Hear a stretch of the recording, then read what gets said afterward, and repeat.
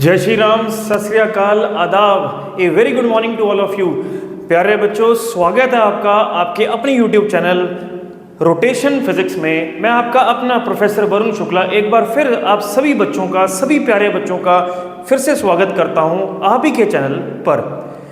प्यारे बच्चों, आज मैं आपके सामने मैकेनिक्स का एक ऐसा एनिग्मेटिक, एक ऐसा करिश्माई टॉपिक लेकर आया हूं जिसका नाम सुनते ही बच्चों के अक्सर रोंगटे खड़े हो जाते हैं। जी हाँ, इस शानदार करिश्माई टॉपिक का नाम है सेंटर ऑफ मास, यानी कि system of particles and rigid body rotation.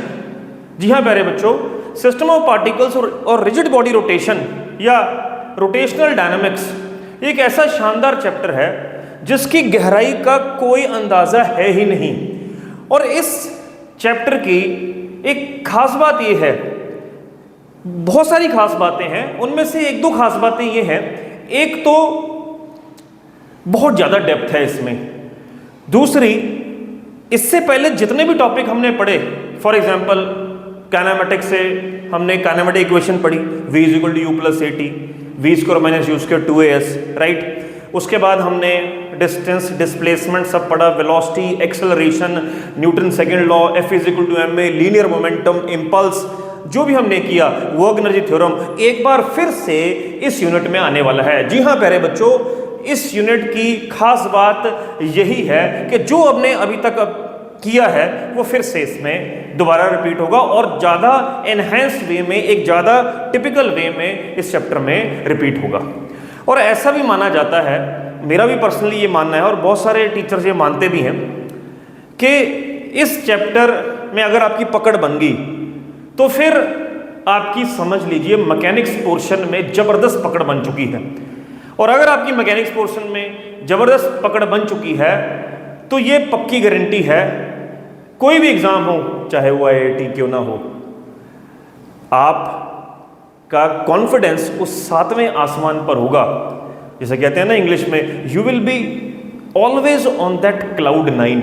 आप क्लाउड 9 में रहेंगे हमेशा अगर आपका इस करिश्माई टॉपिक पर पकड़ बन जाए। तो प्यारे बच्चों, मैं ये क्लासरूम टीचिंग की सीरीज लेकर आया हूं जिसमें मैं सेंटर ऑफ मास से लेकर के moment of inertia, torque, angular momentum, conservation of angular momentum, angular impulse, rotational dynamics, rolling motion, rolling friction, everything I will cover in this in my channel.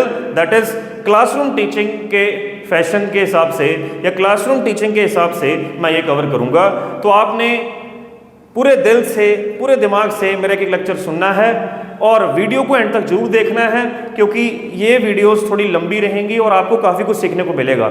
हो सकता है जो बहुत इंपॉर्टेंट बातें वीडियो के एंड में हो, ठीक है। तो आप वीडियो को शुरू से लेकर एंड तक जरूर देखिएगा। तो आज इस क्लासरूम सीरीज़ का, इस क्लासरूम टीचिंग का सबसे पहला लेक्चर मैं शुरू करने जा रहा हूं, सेंटर ऑफ मास। और हम कोशिश करेंगे बेसिक लेवल से लेकर के NCERT लेवल से लेकर के सब्जेक्टिव से लेकर के इस टॉपिक को धीरे धीरे नीट लेवल, JEE मेन और इवन एडवांस लेवल तक लेकर चलेंगे। तो शुरू करते हैं आज का पहला कॉन्सेप्ट,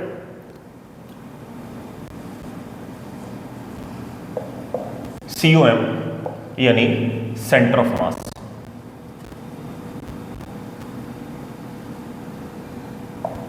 ठीक है, तो इसको COM कह दो या कभी कभी मैं इसको CM भी कहूँगा। देखिए, CM कहना तो बनता ही है, बड़ा खास मिनिस्ट्रियल लेवल का ये टॉपिक है, तो CM कहना तो बनता ही है। ठीक है, तो आप CM कह लो या COM कह लो या सेंटर ऑफ मास कह लो। अब देखिए, व्हाट इज सेंटर ऑफ मास। आप इसको सेंटर ऑफ ग्रेविटी से एनालॉगस मान के पढ़िए। देखिए, छोटी क्लास में हम पढ़ते थे, सेंटर ऑफ ग्रेविटी वो पॉइंट है किसी ऑब्जेक्ट का, किसी बॉडी का, जहां पर हम सपोज करते हैं कि उस ऑब्जेक्ट या बॉडी का पूरा वेट कॉन्सेंट्रेटेड हो। ठीक है, ठीक उसी टर्म्स पर, उसी की ऑलमोस्ट एनालॉगी आप कह सकते हैं, हालांकि काफ़ी डिफरेंट है, कि सेंटर ऑफ मास एक वो स्पेशल पॉइंट है, एक वो खास पॉइंट है जहां पर हम एज्यूम करते हैं कि उस बॉडी या ऑब्जेक्ट का पूरा मास कॉन्सेंट्रेटेड है। That is we assume, the important word here is assume. हम एज्यूम करते हैं हम, ठीक है। क्यों? क्योंकि जरूरी नहीं है कि वहां पे हमेशा हमें मास मिले। कई बार ऐसा भी होगा कि वहां सेंटर ऑफ मास होगा लेकिन वहां मास नहीं होगा, इसलिए एक हाइपोथेटिकल स्पेशल पॉइंट है। स्पेशल पॉइंट यानी खास पॉइंट क्यों है हम बात करेंगे, ठीक है। तो डेफिनेशन मैं डिक्टेट कर रहा हूं, आप साथ साथ लिख सकते हैं। It is that special point at which the complete mass of the body is suppose to be concentrated, this is centre of mass, right. तो सेंटर ऑफ मास अगर एक पॉइंट है तो यानी ये एक खास पॉइंट है, it is a special point जहां पूरा का पूरा mass is supposed to be concentrated, ठीक है। इंपॉर्टेंट शब्द सपोज्ड है, ठीक। तो it is just a particle, बाकी पार्टिकल्स की तरह ये एक पार्टिकल है, राइट। अब इसकी कुछ एग्जांपल्स लेते हैं। मान लीजिए मेरे हाथ में बॉल है, ठीक है, और मैंने इसको स्पिन करते हुए, मान लेते मेरे हाथ में लेदर की बॉल है। देखिए मैं अपने यंग डेज में, खैर अभी भी मैं यंग हूँ, कोई ऐसी बात नहीं है, अपने यंग डेज से मेरा मतलब है कि जब मैं क्रिकेट वगैरह खेला करता था और काफ़ी ठीक ठाक मैं क्रिकेट खेल लेता था, ठीक। तो मेरे हाथ में जब लेदर बॉल आती थी तो एकदम से मेरा हाथ ऑटोमेटिकली हरते करने लग पड़ता था, यानी मैं कभी उस बॉल को यूं ऐसे करता था या ऐसे फेंकता था, सीधे फेंक देता था, ऐसे कर देता था। तो यानी मैं कहने का मतलब है कि मैं अपने हाथ में लेदर बॉल पकड़ी, कोई भी बॉल पकड़ी है, मैंने उसको स्पिन कर दिया, स्पिन करके मैंने ऊपर फेंका। सबसे पहले वर्टिकली ऊपर फेंका स्पिन करते हुए, स्पिन मतलब हाथ को मैंने ऐसे घुमाया, ऐसे घुमाया, मतलब सीधा ऊपर नहीं फेंका, स्पिनिंग हैंड से ऊपर फेंका बिल्कुल वर्टिकली, ठीक है। तो आप इमेजिन कर लीजिए उस बॉल के सरफेस पर बहुत सारे पॉइंट्स होंगे, ठीक है। उस बॉल के सरफेस पर कोई भी एक पॉइंट इमेजिन कर लीजिए, तो जब ये स्पिनिंग बॉल ऊपर जाएगी, वर्टिकली अप जाएगी, तो उस बॉल के सरफेस पे कोई भी एक पॉइंट होगा, उसका जो पाथ होगा बड़ा कॉम्प्लिकेटेड होगा, वो डिफाइंड नहीं होगा। We can not define that path, right. लेकिन उस बॉल का जो सेंटर होगा वो पक्की बात है कि वो सीधा सीधा ऊपर जा रहा होगा, क्योंकि मैंने वर्टिकली ऊपर फेंकी। तो आई रिपीट, बॉल का जो सरफेस पे जितने भी पॉइंट्स होंगे उनका पाथ वेल डिफाइंड नहीं होगा, डिफाइन कर सकते हैं पर बहुत कॉम्प्लिकेटेड होगा।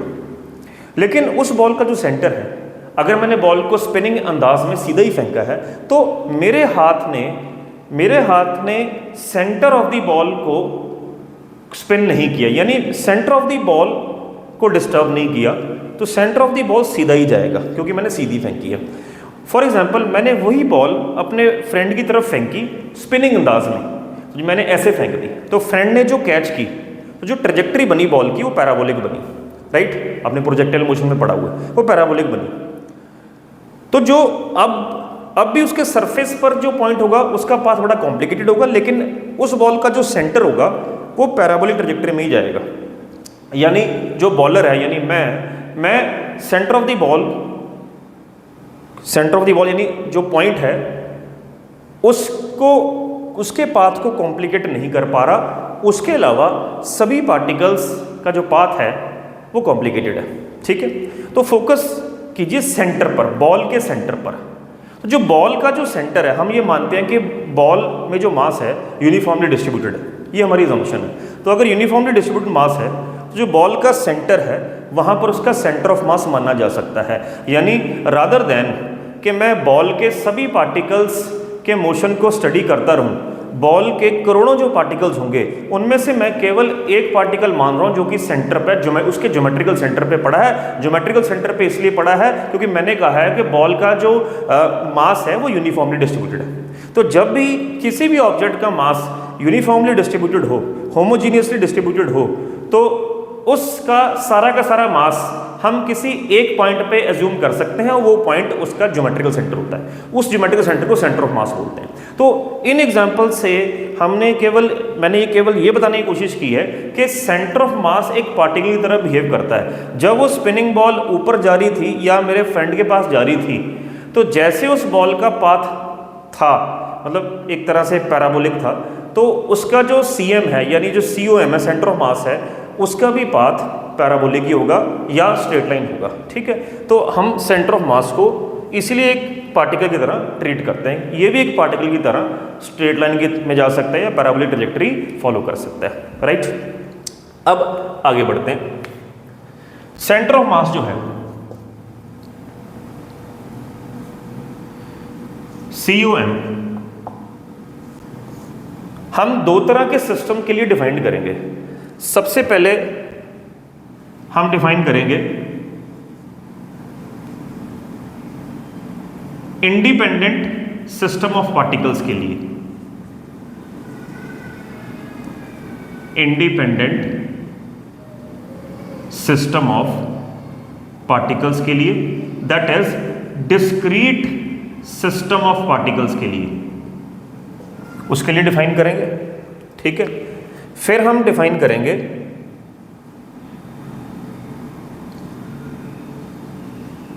कंटिन्यूअस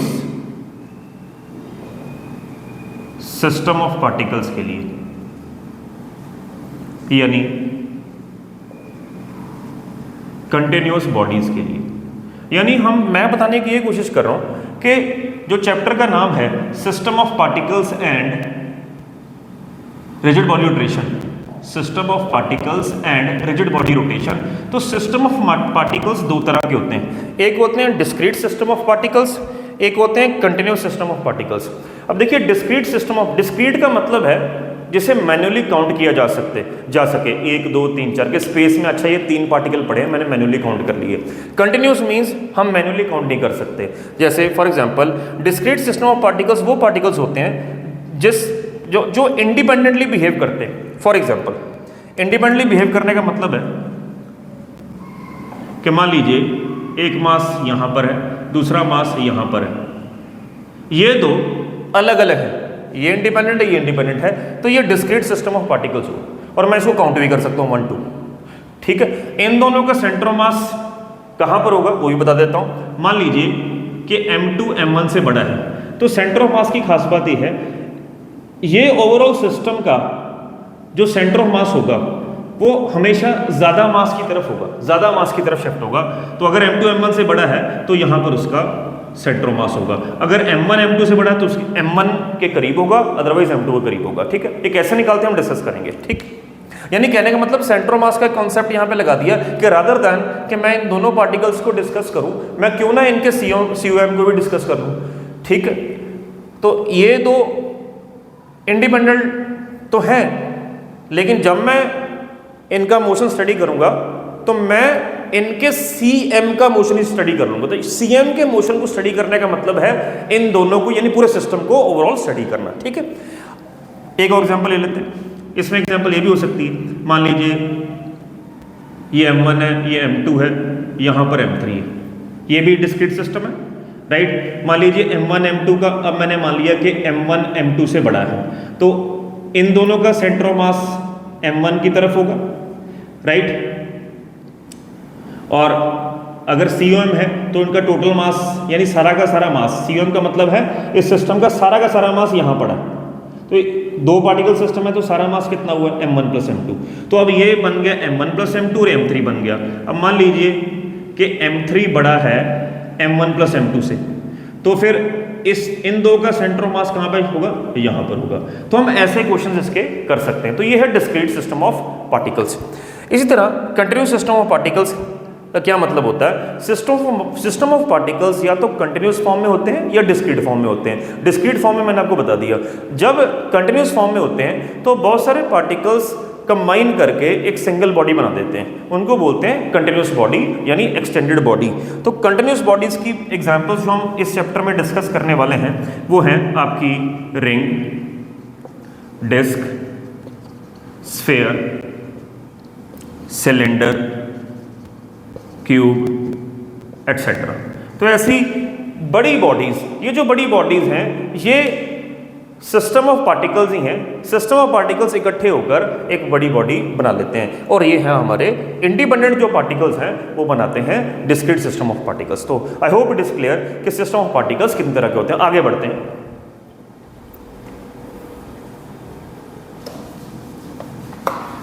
देखते चले जाओ, बस एक बड़ा मज़ेदार कॉन्सेप्ट है ये, ठीक है। तो अभी जो शुरुआत हुई है, आने वाले लेक्चर्स और इंटरेस्टिंग होते चले जाएंगे। बस आपने एक बात का ध्यान रखना है, बोर नहीं होना, राइट। कॉपी पेन पकड़ कर बैठना है। इस बात की गारंटी है आपको जो कंटेंट मिलेगा, आप कहीं से भी कंपेयर कर लें, आपको ऐसा कंटेंट मिलने वाला है कि आप यहीं से सारी तैयारी कर सकते हैं, चाहे कोई भी एग्ज़ाम हो, चाहे आपके स्कूल के एग्ज़ाम हो, ठीक है, मैं आपके डेरिवेशंस भी कवर करूंगा, चाहे आपका नीट का एग्ज़ाम हो, जेई मेन का, even advance, right, even bits planning, कोई भी XYZ एग्ज़ाम है, बस आपने वीडियो एंड तक देखनी है, ठीक है। तो ये बेसिक है। तो अभी तक मैंने क्या बताया, मैंने सिर्फ ये बताया कि सेंटर ऑफ मास एक पार्टिकल होता है, राइट। हम ये चाहते हैं कि रादर दैन कि करोड़ों पार्टिकल्स को स्टडी करें, तो क्यों ना उन करोड़ों पार्टिकल्स का सारा मास एक पॉइंट पे मान लिया जाए, राइट, और उसी पॉइंट को स्टडी कर लें। उसी पॉइंट को स्टडी करने का मतलब है करोड़ों पार्टिकल्स को स्टडी करना या पूरी बॉडी को स्टडी करना। तो यहां से हमें जरूरत पड़ी कि COM जैसे कॉन्सेप्ट को लेकर आना, ठीक। तो मैंने अभी बेसिक समझाने की कोशिश की है। आगे बढ़ते हैं।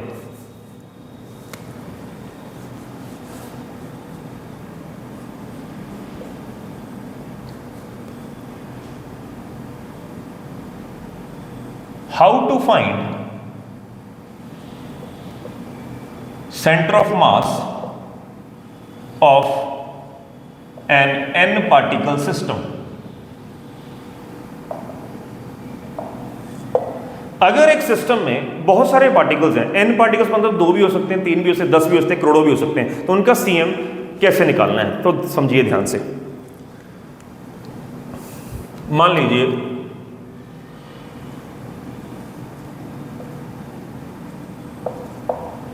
तो XY प्लेन है और यहां पर एक पार्टिकल पड़ा है M1, यहां पे एक पार्टिकल पड़ा है M2, यहां पे एक पार्टिकल 3। तो n पार्टिकल सिस्टम बोला है उसने, मैं 3 पार्टिकल n को 3 मान के कर देता हूं, ठीक है। सो n यहां पे मान लिया मैंने 3 पार्टिकल्स हैं, तो यहां मान लिया ओरिजिन, राइट। तो M1 का जो पोजीशन वेक्टर है that is R1 vector, M2 का जो पोजीशन वेक्टर है that is R2 vector, M3 का पोजीशन वेक्टर है R3 वेक्टर। और मैं मान लेता हूं कि इन तीनों पार्टिकल्स का जो सेंटर ऑफ मास है वो पता नहीं कहां पड़ा है, जनरल वे में हम मान लेते हैं कि इन तीनों का सेंटर ऑफ मास जो है लेट अस सपोज वो यहां पड़ा है। तो जो CM का पोजीशन कोऑर्डिनेट है that let us suppose it is RC मान लेते हैं, ठीक। तो अब देखिए कैसे हम इतने पार्टिकल्स का सेंटर ऑफ मास निकालते हैं। तो कॉन्सेप्ट सुनिए क्या है। ये करवाने से पहले मैं कॉन्सेप्ट बताता हूं कि अगर मुझे किसी एक पार्टिकल के मोमेंट निकालनी हो, मोमेंट का मतलब मैं बताता हूं आपको कि मान लीजिए सिस्टम स्पेस में एक पार्टिकल पड़ा है M, ये है कोई पॉइंट A, तो इस पार्टिकल की A के विद रिस्पेक्ट टू जो मोमेंट बनेगी, मोमेंट का फॉर्मूला होता है जितना उसका मास है और जितना उस पार्टिकल का उस रेफरेंस पॉइंट से डिस्टेंस है, उस रेफरेंस पॉइंट से मान लीजिए इसका डिस्टेंस r वेक्टर है, तो ये इसकी मोमेंट होगी। So this is the moment of this particle. तो मैं फिर सुन लो मैंने क्या कहा, अगर मुझे किसी पार्टिकल की मोमेंट निकालनी है तो मोमेंट का मतलब ये होता है उस किसी भी पार्टिकल की मोमेंट हम किसी रेफरेंस पॉइंट के अबाउट निकालते हैं, कोई भी रेफरेंस पॉइंट, वो कोई ओरिजिन हो सकता है, कुछ भी हो सकता है। तो मैंने क्या कहा, मुझे इसकी मोमेंट निकालनी है इस रेफरेंस पॉइंट के हिसाब से। तो इस रेफरेंस पॉइंट के साथ उसकी मोमेंट होती है। मोमेंट का फंडा क्या होता है कि अब जब भी किसी भी फिजिकल क्वांटिटी के साथ डिस्टेंस को मल्टीप्लाई कर देते हैं वो मोमेंट बन जाता है।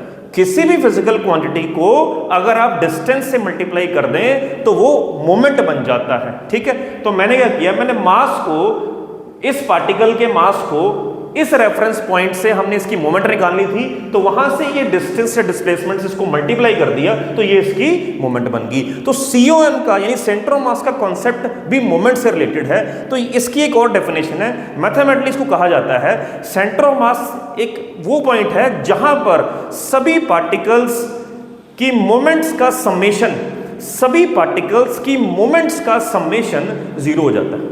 ठीक है, तो ये COM कहता है। तो COM की एक और डेफिनेशन है। So according to the definition of COM, the summation of the moments of all the particles, मान लीजिए n पार्टिकल्स हैं, तो n पार्टिकल में से कोई एक पार्टिकल ले लिया I कुछ भी हो सकता है, वो I मतलब वो 999th पार्टिकल हो सकता है उसमें, वो हो सकता है वो 90th पार्टिकल हो, तो मैंने वो I मान लिया। तो कोई एक पार्टिकल ले लीजिए Mi, उसको Ri उसके डिस्टेंस से मल्टीप्लाई कर दिया, उसकी मोमेंट बन गई, ठीक है। तो summation of all the moments, जब मैं I को 1 से n तक डालूंगा, ये डेफिनेशन, तो जब मैं I को 1 डालूंगा तो m1r1 बन जाएगा 2 प्लस m2r2। तो जितने भी सिस्टम में पार्टिकल्स होंगे, मैंने मान लिया n पार्टिकल्स हैं, तो मैं उनमें से ith पार्टिकल ले लिया, तो उन सभी का समेशन यानी addition m1r1 plus m2r2 plus m3r3 कहता CM के अबाउट सभी का समेशन 0 होता है, याद रखना। तो दिस इज द डेफिनेशन। तो ये डेफिनेशन से हम ये क्वेश्चन सॉल्व करेंगे। मैं यहां पर इन 3 पार्टिकल्स का COM निकालूंगा, ठीक है। तो देखिए, तो मान लीजिए अब सबसे पहले इस पार्टिकल की बात करते हैं, फर्स्ट पार्टिकल। तो मैंने जैसे कहा इस पार्टिकल की मूवमेंट निकालनी है यहां से, तो इसका मतलब यहां से ये डिस्टेंस या डिस्प्लेसमेंट लेनी पड़ेगी। तो वेक्टर फॉर्म में क्या बनेगा, ट्रायंगल और वेक्टर एडिशन से क्या बन जाएगा, तो ये जो ट्रायंगल बन रहा है दिस, ये वाला, तो इसमें वेक्टर सेम ऑर्डर में कौन से हुए, दिस प्लस दिस, तो RC plus this must be equal to this, ठीक है। तो ये बन गया यहाँ RC प्लस दिस, इसको मैं x मान लेता हूँ, must be equal to R1। तो x कितना बन रहा है, R1 माइनस RC। तो ये जो वेक्टर बन गया, ये बन गया R1 minus RC vector, right. तो इस पार्टिकल की मूवमेंट इस पॉइंट के अबाउट कितनी होगी, m1 इंटू यहाँ से यहाँ दूरी R1 माइनस RC वेक्टर, ठीक है, plus summation of all the movements. तो मैं इस पार्टिकल की दूरी भी यहाँ से निकालूंगा, तो इस पार्टिकल की दूरी यहाँ से कितनी हुई, तो यहाँ से ये वेक्टर जोड़ दीजिए। तो सिमिलर टर्म्स में अब ये ट्रायंगल बन गया दिस, ठीक है। तो सिमिलर टर्म्स में ये जो डिस्टेंस आ जाएगा, ये आ जाएगा R2 माइनस RC, तो ये बन जाएगा M2 into R2 minus RC plus, अब मैंने इसकी मोमेंट निकालनी है, तो इस पॉइंट के अबाउट, तो मैं क्या करूँगा, इस पॉइंट से ये वेक्टर ड्रॉ कर दूंगा। अब ये ट्रायंगल बन गया दिस दिस एंड दिस, तो सिमिलरली ये बन जाएगा R3 minus RC same terms पर, तो ये बन गया M3 इंटू R3 माइनस, सबका समेशन मोमेंट्स ले लिए, सब इक्वल टू 0 कर दिया, ठीक है। तो चलिए इसको सॉल्व करते हैं, ब्रैकेट खोलो, M1R1 यहाँ से प्लस M2R2 इकट्ठे कर लेते हैं, M3R3, राइट, और माइनस M2RC, माइनस है तो सब उधर जाके पॉजिटिव हो जाएंगे, तो ये बन जाएगा M1RC plus M2RC plus M3RC, ठीक है। तो यहाँ से RC कॉमन आ गया, तो M1 plus M2 plus M3 नीचे ले आओ, तो एक फॉर्मूला बन गया M1R1 plus M2R2 plus M3R3 upon M1 plus M2 plus M3, so this is RC। So this is the formula, this is very important, numericals के लिए इस्तेमाल करेंगे। तो RC का मतलब है मैंने पोजीशन वेक्टर निकाल लिया सेंटर ऑफ मास का, तो 3 पार्टिकल सिस्टम, 3 इंडिपेंडेंट पार्टिकल्स, तो ये कौन से हैं, डिस्क्रीट सिस्टम ऑफ पार्टिकल्स हैं। अभी मैं कंटिन्यूस बॉडी की तरफ नहीं आया, तो एक डिस्क्रीट सिस्टम में 3 पार्टिकल्स मैंने माने थे, तो अगर न्यूमेरिकल आ जाए कि इन 3 पार्टिकल्स का CM कहाँ पे लाई करेगा, तो उसका शॉर्टकट, उसका फॉर्मूला मैंने ड्राइव कर दिया। उसका फॉर्मूला है M1R1 plus M2R2 plus M3R3 upon this. Similarly अगर ये 4 पार्टिकल सिस्टम होता तो मैंने क्या करना था, प्लस चौथे की मूवमेंट ऐड कर देनी थी, प्लस M4R4। 5 होते तो 5वें की मूवमेंट ऐड कर देनी थी, और नीचे वो मासेस ऐड करते जाने थे, M4 plus M5 plus M6। तो ऐसे हमने निकालना है, ठीक है। अब इसी से, ये तो वेक्टर फॉर्म में निकाला, position vector of CM 3 particle system का हम ऐसे निकालते हैं। लेट मी रब दिस,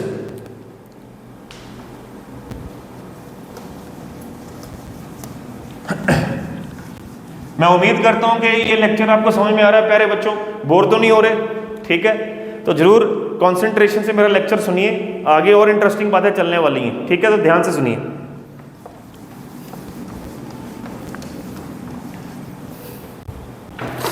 तो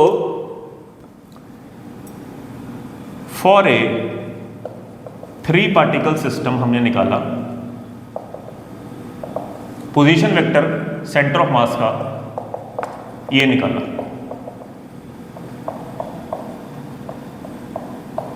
ठीक है राइट। अब यहां पर मैं आपको नॉर्मल वे में, अब वेक्टर फॉर्म में तो आ गया, नॉर्मल वे में करके बताता हूं। सो मान लीजिए मैं बात कर रहा हूं फॉर ए 2 पार्टिकल सिस्टम, अगर 2 पार्टिकल सिस्टम की बात है तो देखिए क्या करना है। जो RC है हमने वेक्टर में पढ़ा है, तो कोई भी वेक्टर को कैसे लिखा जा सकता है, XI प्लस वाई जे, यहाँ लिख दो XCI cap plus YCJ cap. तो RC वेक्टर को ऐसे लिख लिया। सिमिलरली R1 वेक्टर को कोऑर्डिनेट्स डाल दिए X1I कैप, ठीक है, plus Y1J cap, similarly plus M2 X2I cap plus Y2J cap and so on, ऐसे डाल दिए मैंने, राइट। तो यहाँ पर जो आई कैप वाली टर्म्स हैं वो इकट्ठी कर लेते हैं, यानी ये वाली और ये वाली और ये, ठीक है। तो मैं डायरेक्ट लिख देता हूँ। तो जब मैंने इकट्ठा किया तो ये बन गया M1X1 प्लस M2X2, स्प्लिट भी कर दिया साथ साथ इसको, तो ये सारा आ गया आई कैप वाली साइड। ऐसी वाई वाली टर्म्स इकट्ठी की तो ये आ गया M1Y1 प्लस M2Y2, जे कैप स्प्लिट कर दिया हुआ है हमने, और इधर से आया ये XCI cap plus YG cap. तो यहाँ से किसी भी 2 पार्टिकल सिस्टम का जो x कोऑर्डिनेट होगा सेंटर ऑफ मास का वो ये होगा, the x coordinate of centre of mass will be M1X1 plus M2X2 upon M2 plus X2, ठीक है। और किसी भी 2 पार्टिकल सिस्टम का जो y कोऑर्डिनेट होगा वो होगा M1Y1 plus M2Y2 plus M1M2। तो ऐसे आप सिंप्लीफाइड वे में, यानी बगैर वेक्टर फॉर्म को, तो मैंने आपको पहले पोजीशन वेक्टर फॉर्म में करवाया कि कैसे 3 पार्टिकल्स, 4 पार्टिकल्स, 5 पार्टिकल्स का पोजीशन कोऑर्डिनेट निकालना है सेंटर ऑफ मास का, और उसको सिंप्लीफाइड वे में उसके कोऑर्डिनेट्स की फॉर्म में भी करके बता दिया। तो आपको ये फॉर्मूले सारे याद रखने हैं। 2 पार्टिकल सिस्टम के लिए x है तो ऐसे निकालना है कि सेंटर ऑफ मास का केवल x कोऑर्डिनेट निकालिए, y कोऑर्डिनेट ऐसे निकाल, ऐसे z पूछ लें तो सिमिलरली z भी आप लिख सकते हैं। z पूछ लें तो M1 Z1 plus M2 Z2 upon M1 plus M2 and so on. 3 हो तो एक मोमेंट और लिख दें, नीचे वो ऐड कर दें, 4 हो तो ऐसे, ठीक है। तो ये फॉर्मूला आपने याद रखना है। आगे हम बढ़ते हैं।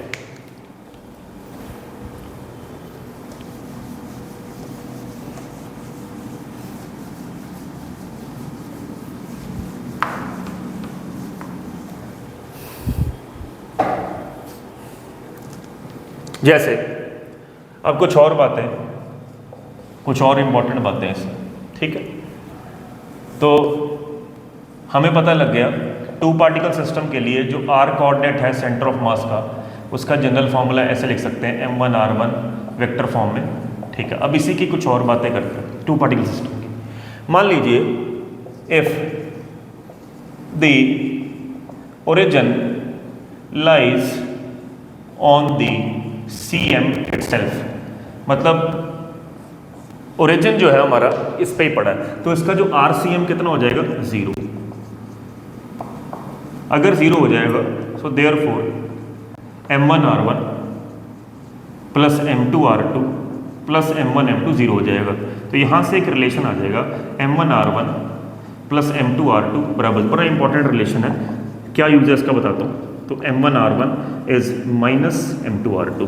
तो यानी कहता है जब भी आप किसी न्यूमेरिकल में ओरिजिन उस जगह पे मानोगे कि जहाँ पर ऑलरेडी सेंटर ऑफ मास है सिस्टम का, तो तब क्या होगा, उनकी जो मोमेंट्स हैं उनका सम 0 हो जाएगा।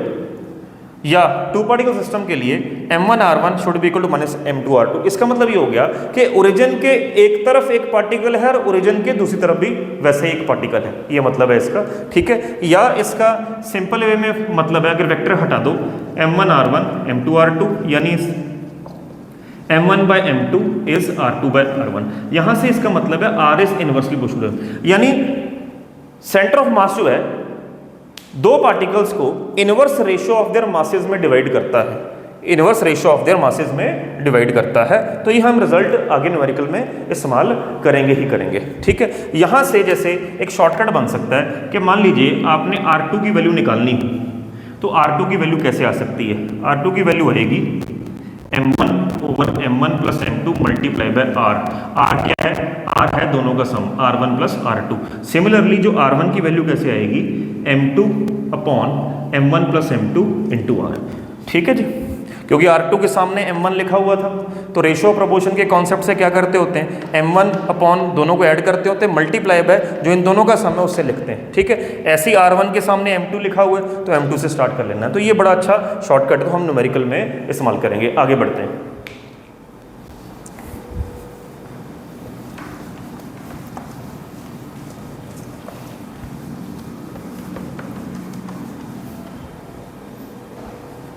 अगला जो पॉइंट है वो ये है,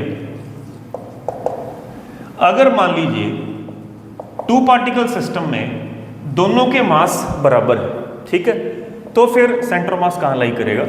तो जो उसका R कोऑर्डिनेट होगा तो क्या हो जाएगा? M1 R1 यानी M into R1 plus M2 भी M हो जाएगा upon M1 plus M2 means M plus M, दोनों के मास सेम है तो M कॉमन आ गया, R1 plus R2 by 2M, M से M कट गया। तो इसका मतलब है अगर टू पार्टिकल सिस्टम में दोनों पार्टिकल्स के मास सेम है तो सेंटर ऑफ मास ठीक उनके मिड पॉइंट पे होगा, ठीक है। तो यानी कि M और M का सेंटर ऑफ मास उनके मिड पॉइंट पे होगा, यानी ये भी X है तो ये भी X होगा, तो याद रखना, ठीक है। अगला पॉइंट है,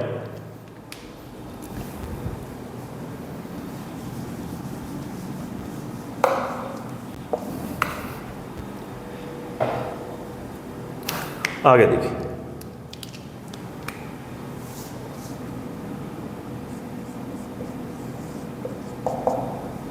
let us take some questions now. तो आज का जो पहला क्वेश्चन है,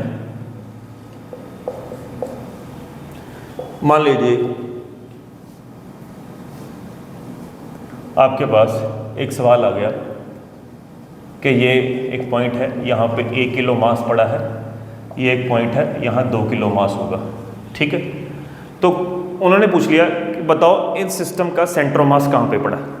तो इस सिस्टम का सेंटर ऑफ मास कहाँ पे पड़ा है? देखिए ये टू पार्टिकल सिस्टम है, दो ही पार्टिकल्स हैं, तो टू पार्टिकल सिस्टम का जो सेंटर ऑफ मास का फॉर्मूला है वो हम लगा देंगे, जो जनरल फॉर्म में है RCM is MR1 plus MR2 upon M1 plus M2। तो मान लीजिए क्वेश्चन में ही कुछ ऐसा कहा है कि ये दोनों पार्टिकल x एक्सिस पे लाई कर रहे हैं। अगर ये x एक्सिस पे लाई कर रहे हैं तो R किस में कन्वर्ट हो जाएगा? x में। तो ये फॉर्मूला बन जाएगा M1 x1 M2 x2 upon M1 plus M2। यानी कि अगर सारे के सारे पार्टिकल्स x पे लाई कर रहे हैं तो केवल उसका x कोऑर्डिनेट निकालिए, उसका y0 होगा, उसका z0 होगा। तो अंडरस्टूड है, जो चीज़ x में पड़ी है सारी तो उसका x ही निकलेगा, अगर कोई चीज़ y में पड़ी है तो उसका y निकलेगा, कोई z में तो z ही निकलेगा। देखिए दो कोऑर्डिनेट्स x और y कब निकलेंगे? जब कुछ पार्टिकल्स प्लेन में पड़े हों, यानी xy प्लेन में, तब xy दोनों आ सकते हैं, ठीक है। ऐसे अगर हमें क्वेश्चन में x कोऑर्डिनेट भी गिवन हो, y भी गिवन हो, z भी गिवन हो, तो तीनों के तीनों xCM yCM zCM निकलेंगे। तो यहाँ पर केवल x एक्सिस पे मैंने माना है तो आपको yCM zCM निकालने की जरूरत नहीं है, ठीक है। तो अब मुझे करना क्या? अगला मेरा कॉन्सेप्ट होगा, मुझे ओरिजिन मानना पड़ेगा। तो सारी गेम सेंटर ऑफ मास में ओरिजिन की है। तो ध्यान से समझिएगा कि अब मैं कुछ न्यूमेरिकल्स में, ये बेसिक न्यूमेरिकल है, आगे चल के मैं थोड़े टफ न्यूमेरिकल भी लूंगा, तो मेरी वीडियो अंत तक जरूर देखते रहना, ठीक। सारी गेम जैसे कि मैं कह रहा था कि ओरिजिन की होती है। अब ओरिजिन का कोई हार्ड एंड फास्ट रूल नहीं है। देखिए बचपन में हम ओरिजिन कहते थे 0,0 जिसके कोऑर्डिनेट्स हैं, ठीक है। यहाँ पर सेंटर ऑफ मास के चैप्टर में कॉन्सेप्ट ये है, ओरिजिन कोई भी बच्चा कुछ भी चूज कर सकता है। जैसे मैं एक साधारण एग्जांपल देता हूँ। मान लीजिए कि आप दिल्ली से हो, ठीक है, न्यू दिल्ली से हो आप, राइट। तो अगर आपको किसी ने मिलने आना है तो वो कोई बंदा चेन्नई से भी मिलने आ सकता है, आपका कोई फ्रेंड चेन्नई से दिल्ली आ सकता है, ठीक है। कोई फ्रेंड आपका चंडीगढ़ से दिल्ली आ सकता है, ठीक है। तो चंडीगढ़ के विद रिस्पेक्ट टू दिल्ली के जो दूरी है वो कुछ अलग है और चेन्नई की दूरी अलग है। यानी कहने का मतलब ये है कि ओरिजिन का कॉन्सेप्ट भी कुछ ऐसा ही है। आप ओरिजिन कुछ भी मानो, ओरिजिन अलग अलग मानने से आपके कोऑर्डिनेट्स अलग अलग आ सकते हैं। क्वेश्चन में जो आंसर आएगा उसको अलग अलग आ सकता है, लेकिन अल्टीमेटली क्या होगा उससे कोई फर्क नहीं पड़ता, पहुंचना तो सभी ने दिल्ली में ही है। जैसे मैं जो मैंने चीज़ बोली है उसको मैं यहाँ पर आपको उदाहरण के तौर पे समझाऊंगा। यानी कहने का मतलब है कि सारी गेम ओरिजिन की है, ओरिजिन हर बच्चा अलग अलग चूज कर सकता है, लेकिन हमने सेंटर ऑफ मास के न्यूमेरिकल्स में ओरिजिन वैसा चूज करना है। कॉन्सेप्ट जो ट्रिक ये है वो ये लगानी है कि ऐसा ओरिजिन चूज करें जहां पर ज्यादा से ज्यादा कोऑर्डिनेट्स जीरो निकल कर आए। ऐसा ओरिजिन चूज करें जहां पर ज्यादा से ज्यादा कोऑर्डिनेट्स जीरो निकल कर आए। तो देखिए फॉर एग्जांपल, अगर मैं यहां पर ओरिजिन मान लूं, ठीक है, दिस इज द ओरिजिन, तो इसका x भी जीरो है और y भी जीरो है। सो मैं यहां पर इसको ओरिजिन मान रहा हूं, ठीक है। तो ओरिजिन मानने का मतलब है, और मान लो a से b की दूरी हमें गिवन है 5 मीटर्स, 5 मीटर दूरी गिवन है। तो सबसे पहले कोशिश करना है कि इसके कोऑर्डिनेट्स तो हमें पता लग गए 0,0, इसके कोऑर्डिनेट्स ढूंढने हैं। इसके कोऑर्डिनेट्स कितने हैं? अगर यहाँ से इसकी दूरी 5 है तो इसके कोऑर्डिनेट्स 5, x है, इसका y है ही नहीं, 5,0 तो निकाल लिए, ठीक है। तो अब हमने करना क्या है, ये अगर मेरा पहला मास है कन्वेंशनली, तो यहाँ से इसका x कोऑर्डिनेट 0 है, तो इसका बन गया 1 मल्टीप्लाई बाय 0। ये मेरा दूसरा मास है 2, तो यहाँ से इसकी कितनी दूरी है 5, या इसका x कोऑर्डिनेट कितना है 5, तो नीचे आ गया 1 + 2, तो ये आ गया 10/3, मान लीजिए मीटर्स की बात हुई थी, तो इसका x कोऑर्डिनेट निकल कर आ गया 10/3। ये मैंने ओरिजिन आपका लेफ्ट साइड पे चूज किया हुआ था, ठीक है। अब इसको एक और तरीके से सॉल्व किया जा सकता है, ठीक है। तो this was the method 1।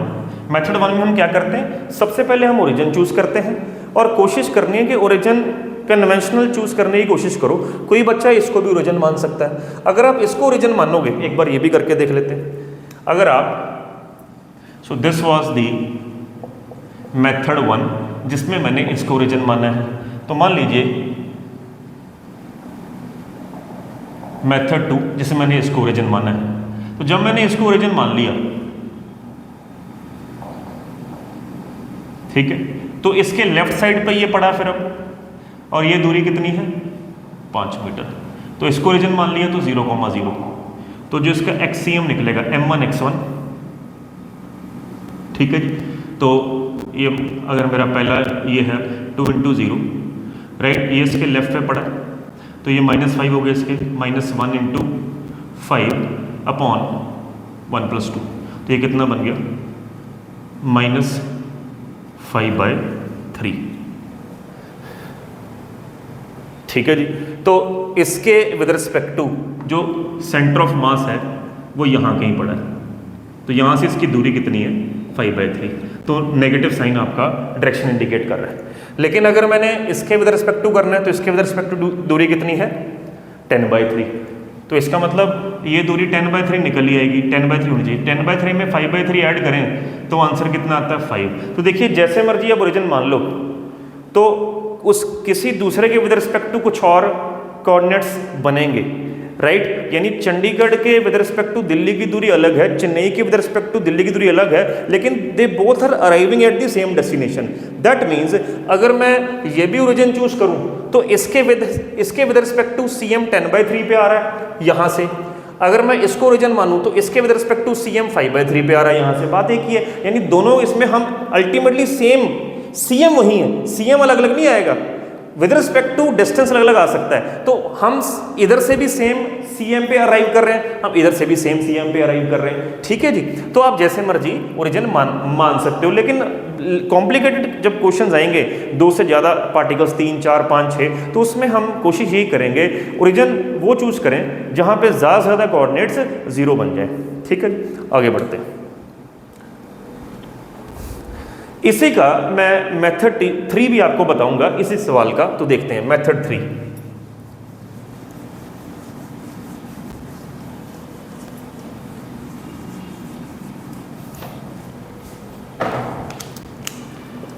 Method 3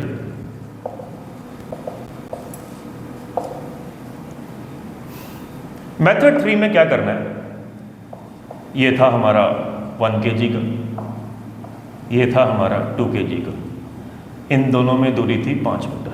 तो मैंने क्या करना है, अब हमें पिछले दो मेथड से ये समझ में आया कि जो भारा मास होगा उसकी तरफ CM शिफ्टेड होता है। ध्यान से देखिए, इसके हिसाब से 10/3 मतलब यहाँ आ रही है दूरी, उसके हिसाब से यहाँ आ रही है कम।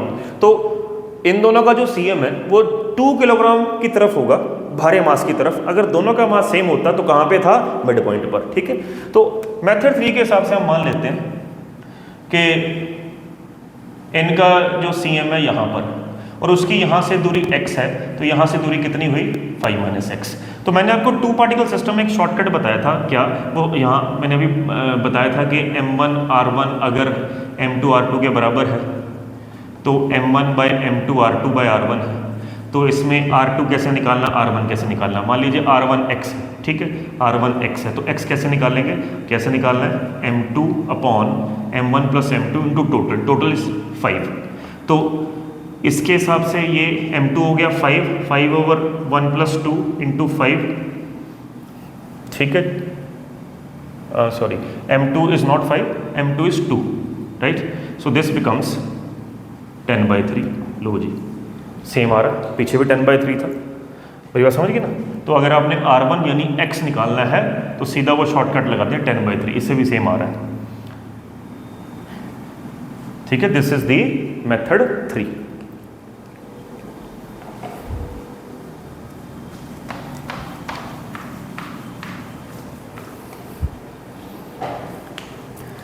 अगला सवाल ले रहे हैं, क्वेश्चन नंबर 2। अब 2 पार्टिकल्स के थोड़ा ज़्यादा लेते हैं, पार्टिकल्स 3-4 पार्टिकल्स की बात करते हैं। तो मान लीजिए यहाँ पर XY प्लेन है, XY प्लेन में ये एक स्क्वायर बनी हुई है, इसके कॉर्नर्स में कुछ पार्टिकल्स पड़े हैं और ये ओरिजिन है तो 0,0, स्क्वायर की साइड है A, ठीक। इसका मास है 1 kg, यहाँ पे पार्टिकल 2 kg, यहाँ 2 kg, यहाँ 1 kg। सवाल आ गया लोकेट दी CM। इस सिस्टम का 4 पार्टिकल सिस्टम का CM निकालना है। तो क्या करें, ओरिजिन तो पता लग चुका है, आप सीधे सीधे कोऑर्डिनेट्स निकाल सकते हैं सभी के, या आप अब आपको पता है कि ये 2 पार्टिकल्स तो x एक्सिस पड़े तो x तो निकलेगा, ये XY प्लेन में पड़ा है, तो इसमें x और y दोनों कोऑर्डिनेट्स निकालने हैं सेंटर ऑफ मास के। z नहीं आएगा क्योंकि z में कोई चीज़ नहीं पड़ी। तो सबसे पहले फॉर्मूला जो लगेगा 4 पार्टिकल सिस्टम का x coordinate of centre of मास निकालने के लिए क्या लगेगा, m1 x1, m2 x2, m3 x3, m4 x4 upon m1 + m2 + m3 +। तो चलिए एक एक करते हैं। ये फर्स्ट मास हो गया हमारा, इसके x कोऑर्डिनेट 0 है तो 1 × 0 प्लस इसका x कोऑर्डिनेट कितना है, जितनी इसकी यहाँ से यहाँ दूरी होगी a, तो इसके कोऑर्डिनेट्स कितने हो गए a, 0, क्योंकि ये x एक्सिस पे पड़ा था तो ये बन गया 2 × a प्लस ये थर्ड पार्टिकल है, इसका x कोऑर्डिनेट देखना है। गलती से भी ऐसे बच्चे क्या करते हैं, बच्चे यहाँ से ऐसे देखने लग पड़ते हैं, ये कुछ नहीं निकालना, उसका x कोऑर्डिनेट निकालना है। यानी जब भी x कोऑर्डिनेट निकालना है तो ओरिजिन से x की तरफ देखना है, टेढ़ा नहीं देखना, और जब भी y निकालना है तो ओरिजिन से y की तरफ देखना है। समझ गई मेरी बात। तो ऐसे टेढ़ा नहीं देखना, तो ओरिजिन से x की तरफ देखो, यानी इससे यहाँ से परपेंडिकुलर ड्रॉप करो, यहाँ से इसकी दूरी x दूरी भी तो सेम ही है, तो इसका जो x कोऑर्डिनेट a बनेगा, ठीक है। तो ये बन गया हमारा 2 × a प्लस ये तो y एक्सिस पड़ा, इसका x कोऑर्डिनेट होगा ही नहीं, प्लस 1 × 0 डिवाइड बाय सभी मास 1 + 2 + 2 + 1। तो this comes out to be कितना हो गया, 2 × 2 = 4, 4a/6 यानी 2a/3। ये आ गया x कोऑर्डिनेट। इसी तरह से इसका y कोऑर्डिनेट निकालेंगे सिस्टम का, फॉर्मूला वही m1 y1 + m2 y2 + m3 y3 + m4 y4 upon m1 + m2 + m3 + m4। इसका y कोऑर्डिनेट 0 तो 1 × 0, ये x एक्सिस पड़ा, इसका y फिर से 0 तो ये 2 × 0 प्लस इसका y कितना होगा, तो अगेन टेढ़ा नहीं देखना, यहाँ से ऊपर देखना है, यहाँ से परपेंडिकुलर ड्रॉप कर लो यहाँ, तो ये दूरी कितनी है a, तो इसका y कोऑर्डिनेट भी a ही होगा, तो ये हो गया 2 × a प्लस इस ये यहाँ से कितनी दूरी पर, ऐसे देखो a दूरी पे पड़ा हुआ है, 1 × a divide by 1 + 2 + 2 + 1। So this comes out to be 3a/6 that means a/2। तो इसके जो XCM, YCM के कोऑर्डिनेट्स आए, ये आए 2a, 3, यानी यहाँ पर इस सिस्टम का CM पड़ा है। तो एक तो ये मेथड है, ठीक है। इसको एक और तरीके से कर सकते हैं, मेथड 2, देखना। So let me solve this by method 2।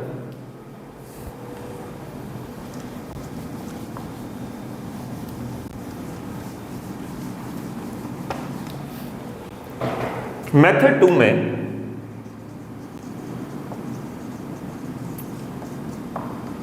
2 में क्या करोगे, हम इसको ऐसे भी कर सकते हैं, इन दो का जो CM ठीक इसके मिड पॉइंट पे होगा। क्यों? क्योंकि दोनों सेम पार्टिकल्स हैं, ठीक इसके मिड पॉइंट पे होगा, मानते हो?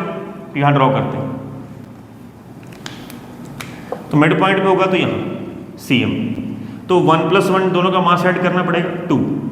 सो मान लीजिए 2 kg, ठीक है। ऐसे ये दोनों सेम मास के हैं, तो इन दोनों का CM इसके मिड पॉइंट पे होगा यहाँ। तो ये कितना हो गया? 2 + 2 4 kg। तो ये 2 पार्टिकल सिस्टम में कन्वर्ट हो गया। तो अब ओरिजिन तो यही माना हुआ है हमने, ठीक है, ओरिजिन यही है। तो अब इनको ज्वाइन कर दो। ये दूरी कितनी है? जितनी ये दूरी है, दैट इज A। तो अब 2 और 4 बिकम्स 2 पार्टिकल सिस्टम, राइट।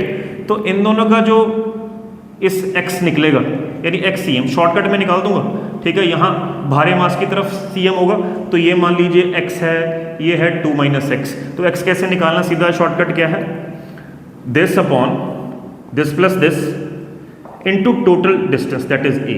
तो ये बन गया 4a/6 दैट इज 2a/3। तो आप पिछले क्वेश्चन में देख लीजिए, X कोऑर्डिनेट 2a/3 ही आया था।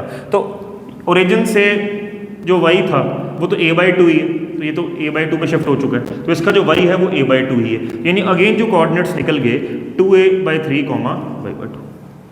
ऐसे भी निकाला जा सकता है, ठीक है ना? शानदार बात। आगे बढ़ते हैं, अगला सवाल।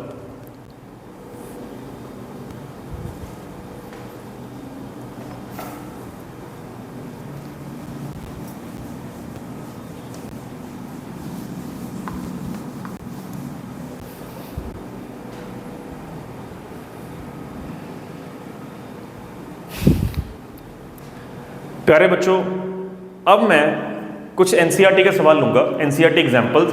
तो ये NCERT में चैप्टर 7 है आपका, ठीक है, तब उसमें देख लेना। सो NCERT की पहली जो एग्जाम्पल यहाँ पे मैं लूँगा,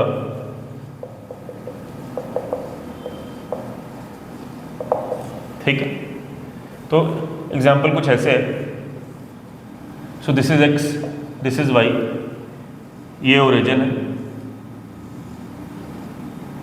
तो एक इक्विलेटरल ट्राइंगल है, ठीक है, यानी हर एंगल 60 डिग्री, ये इसका मिड पॉइंट होगा और इसके कोऑर्डिनेट्स गिवन है 0,0, आप चेक कर सकते हैं, ठीक है। तो ये 100 ग्राम का पार्टिकल हो सकता है, मैंने मासेस थोड़े आगे पीछे कर दी हूँ, लेकिन शायद वही है, तो घबराना नहीं है, ठीक है। मान लीजिए 100 ग्राम का है, ये मान लीजिए 150 ग्राम का है, ये मान लीजिए 250 ग्राम का है, ठीक है। और ये जो कोऑर्डिनेट्स हैं इसके 0.5,0 है, और अगर ये मिड पॉइंट है तो ये 0.25, ये 0.25 हो जाएगा। तो ये जो पार्टिकल है इसका X कोऑर्डिनेट तो 0.25 होगा। सारा दिमाग लगेगा Y निकालने में। Y निकालने के लिए ऐसे देखना ऊपर की तरफ, यहाँ से परपेंडिकुलर ड्रॉप कर लेना। तो ये फिर कह रहा हूँ, टेढ़ा नहीं देखना, ऐसे नहीं देखना, ठीक है। Y के लिए ऐसे देखना ओरिजिन से, यहाँ से, ठीक है। तो ये दूरी कैसे निकलेगी? अगर ये परपेंडिकुलर आ जाए तो इस ट्राइंगल में से क्या निकालें? बेस हमारे पास है, तो tan 60 इज परपेंडिकुलर, जो चाहिए हमें। बेस कितना है? 0.25।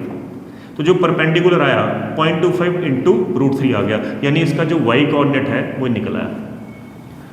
तो 3 पार्टिकल सिस्टम में लगा दो formula, XCM m1x1 m2x2 m3x3 over m1 plus m2 plus m3, ठीक है। यहाँ से देखेंगे इसके तो ओरिजिन 0 ही हो गया, 100 इंटू 0 प्लस m2 कितना हो गया? यहाँ से कितनी दूरी है? 0.5, यानी 150 गुना 0.5 प्लस, ये आप जरूर ग्राम से उसको किलोग्राम में बदल लेना, मैं ऐसे ही डाल दूंगा, ठीक है, बाद में आप करेक्ट कर लेना, ठीक है। या डिवाइडेड बाय, यहाँ चलो 1000 कर देता हूँ, कर ही देता हूँ, ठीक है। m3 कितना हो गया?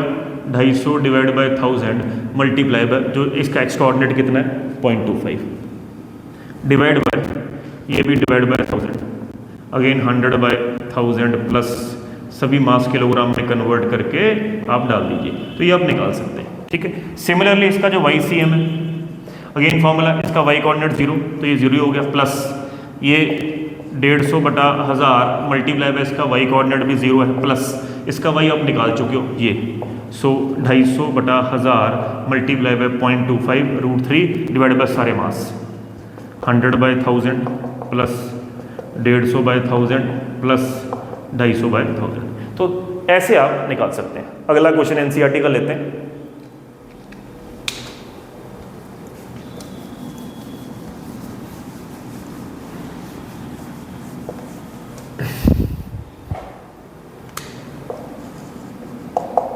तो अगला भी एनसीईआरटी एग्जाम्पल है, let us take this question.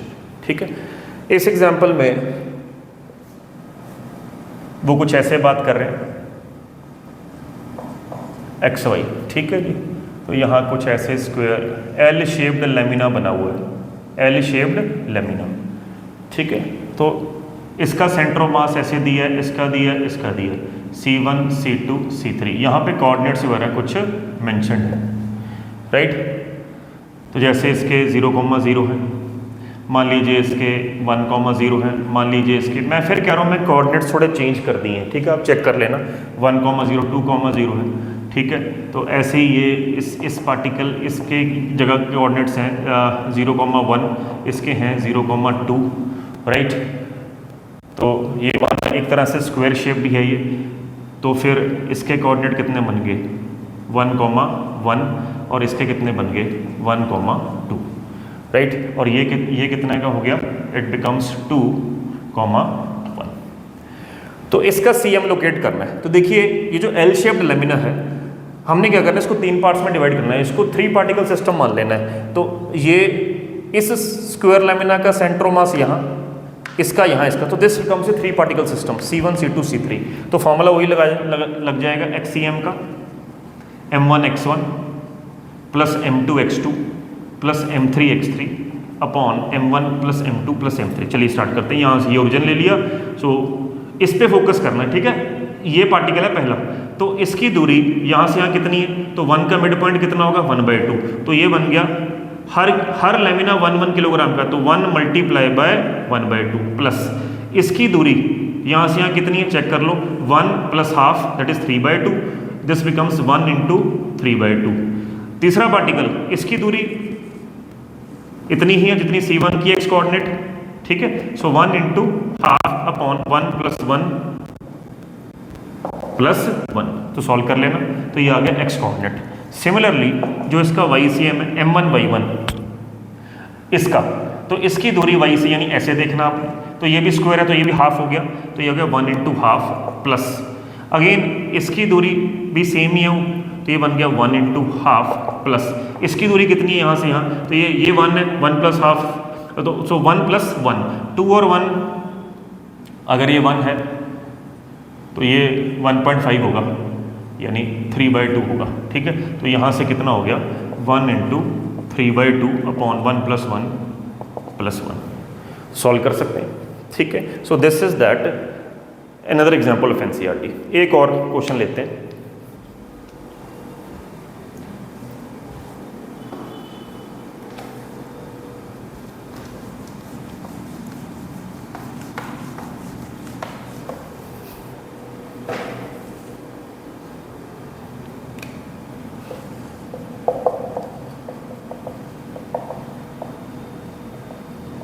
ये क्वेश्चन एक एनसीईआरटी एक्सरसाइज का उठाया, ठीक है, ये शायद आपका एक्सरसाइज सेकंड क्वेश्चन है, ठीक है। तो इसमें एक HCl मॉलिक्यूल की बात हुई है, तो उसने कहा कि एक HCl मॉलिक्यूल के जो दोनों न्यूक्लियाई के बीच की दूरी कुछ गिवन है, जैसे हाइड्रोजन एटम और क्लोरीन एटम के बीच की दूरी गिवन है, तो इनका सेंटर ऑफ मास लोकेट करना है, ठीक है। तो इसमें क्या दिक्कत है, उसमें कहा हुआ क्लोरीन जो है वो 35.5 टाइम्स हैवी है इससे, तो मान लीजिए इसका मास इतना है, तो इन दोनों के बीच की कुछ दूरी गिवन है आपको, इसका CM हम लोकेट कर ही सकते हैं, 2 पार्टिकल सिस्टम बन गया, तो मैं आपको सिर्फ हिंट दे रहा हूँ, XCM ये फॉर्मूला इस्तेमाल कर लेना, M2X2 upon M1 plus M2, इसलिए इसका YCM निकलेगा ही नहीं, क्योंकि अगर आपने एक ही लाइन में उसके एटम्स माने हैं, ठीक है। तो इससे आप निकाल सकते हैं, इसको ओरिजिन मान लो, ओरिजिन मान लो तो ये खत्म हो जाएगा, ये दूरी आपको क्वेश्चन में गिवन है, तो यू कैन चेक। तो ये कुछ एनसीईआरटी एग्जाम्पल्स और एनसीईआरटी एक्सरसाइज गिवन थे।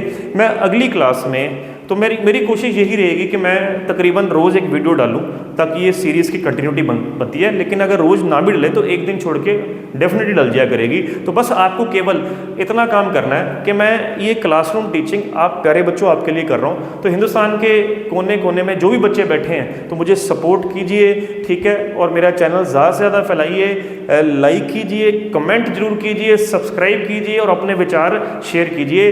ये याद रखना कि आपके द्वारा किया गया कि कमेंट बहुत ज़्यादा बहुमूल्य होगा मेरे लिए, मेरे कॉन्फिडेंस लेवल को सातवें आसमान तक लेकर जाने के लिए। जो मेरे अंदर नॉलेज है वो मैं यहाँ पे आपको बांटूंगा, ठीक है जी। तो आगे मिलते हैं, इसी सेंटर ऑफ मास के कॉन्सेप्ट के कुछ और क्वेश्चंस करेंगे जो आपका लेवल थोड़ा बढ़ा के मैं कराऊंगा, ठीक है। तो आज क्योंकि पहली क्लास थी तो मैंने बेसिक से शुरू करते हुए थोड़ा थोड़ा लेवल बढ़ाने की कोशिश की है।